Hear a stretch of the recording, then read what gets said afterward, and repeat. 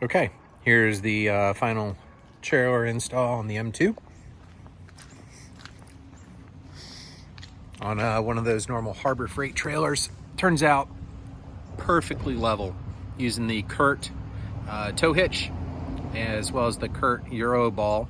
I actually mounted the 4-post trailer plug with a bracket I got on the E-trailer, and it's just I've got it kind of screwed with a nut and a screw into the diffuser, very tight, and fits really well, and I loomed that up.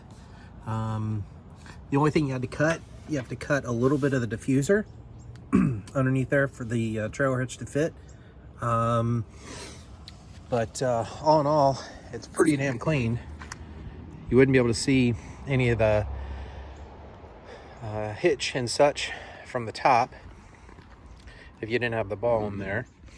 And it's all kind of tucked up, kind of pretty neat there.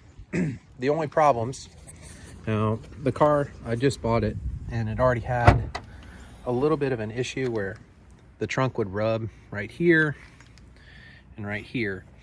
So that was already an issue. This car's got about 60,000 miles on it.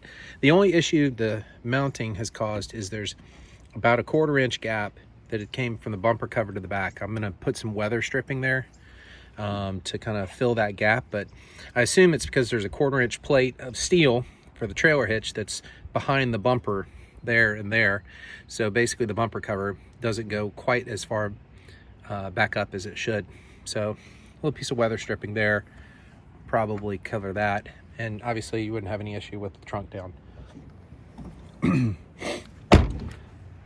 I used the Tekonsha ZCI, which is a zero contact interface, so no clips on or snips on any of the wiring.